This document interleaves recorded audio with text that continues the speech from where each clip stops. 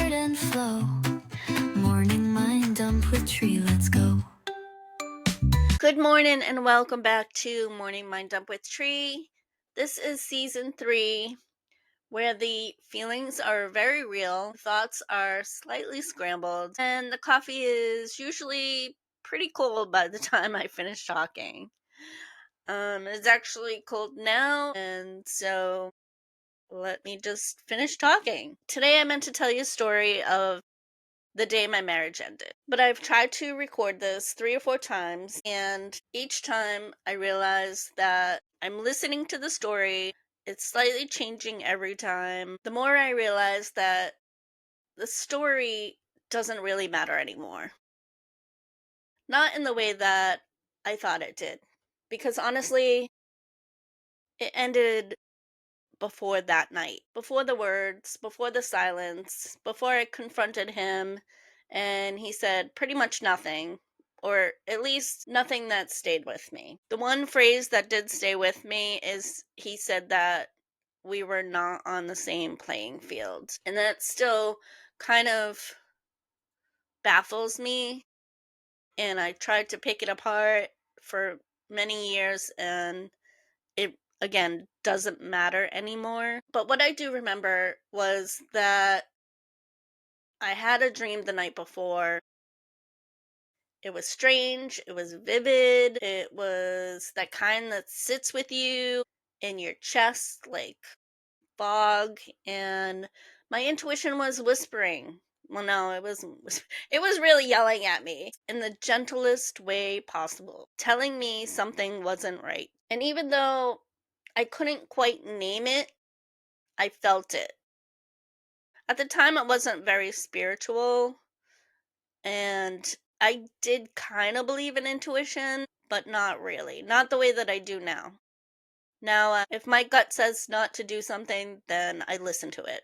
And I don't have to explain to anybody. But anyway, when I woke up, I realized from this dream that I didn't have the facts, I didn't have proof, I just had a feeling. And I think that's the part that I really want to talk about today is that feeling, that premonition, that tiny thread of truth your gut holds onto even when your heart wants to let go. I've told the story of our ending so many times over the past 5 years.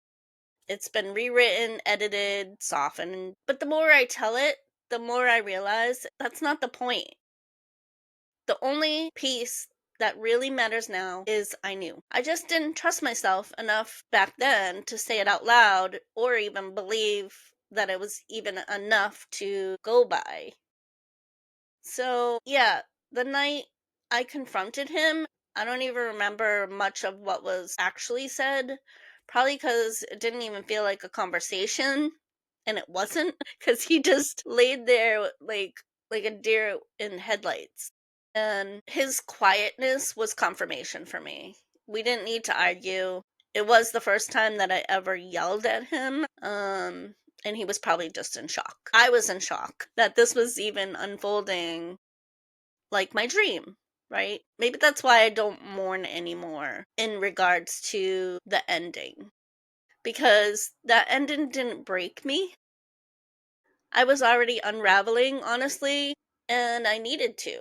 What followed wasn't easy, not even close. At the time, because I was drinking a lot, it was like the most devastating thing in the world that could happen to me right during COVID. I had separated myself from my family, but it wasn't because of him. Honestly, that's another story that I'll probably get into in another episode. But that didn't help. I didn't have my family to support me. I guess I'm here to tell you that you really don't need that because I didn't have it and I'm healing, right?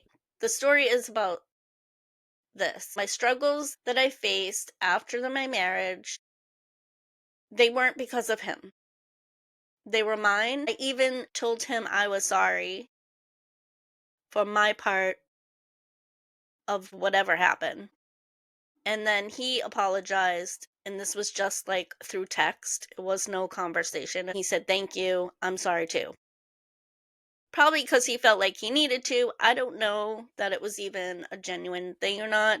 I'm hoping it was. But anyway, the struggles are and were mine and stuff I carried for years before he and I even got together. Stuff that was begging to be seen long before I put a ring on my finger. My need for validation, my habits of shrinking myself to be more palatable, my codependent tendencies disguised as loyalty. Because my whole life I just tried to fit into wherever I was. I would be what other people wanted me to be in order for them to like me. And we all have been there. And some recognize it and and they do their healing, and uh, I'm a late bloomer. Took me 52 years, 50 years, whatever. But anyway, it doesn't matter. I see it now. All of it now. And I'm not mad at her. The me that who stayed longer than she should have. Me, was doing the best that she knew how, you know? And I'm really proud of that version of me that chose herself. Basically, my ex-husband wanted to be with somebody else. That's the short version, the nice version. I don't need validation anymore. I don't need someone else to be dependent on, or vice versa. I'm very proud of the version of me who said I don't need to tell the story anymore. I just need to listen to myself. That is the moral of the story. So, if you've ever had that gut feeling, that tightness in your chest, that off energy that you just can't explain, please, please, please do not ignore it. That is a real thing. Your intuition is your soul's desire, and she or he is not subtle when it happens. And this is why change happens. Sometimes we get pushed to the point where we need to make a change because we're not listening, we're not paying attention. I truly believe that now. So that's my dump for the day. I'm not here to relive my past. I'm here to reclaim my present.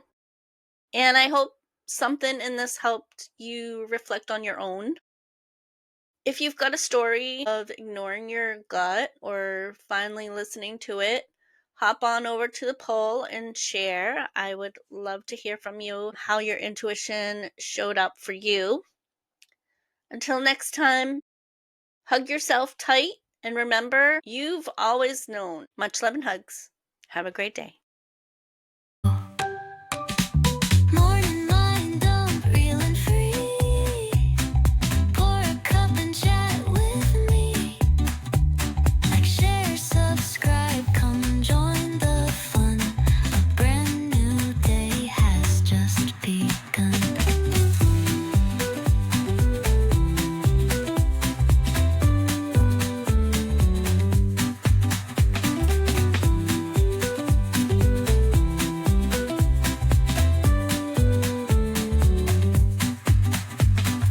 Morning mind dump, real and free.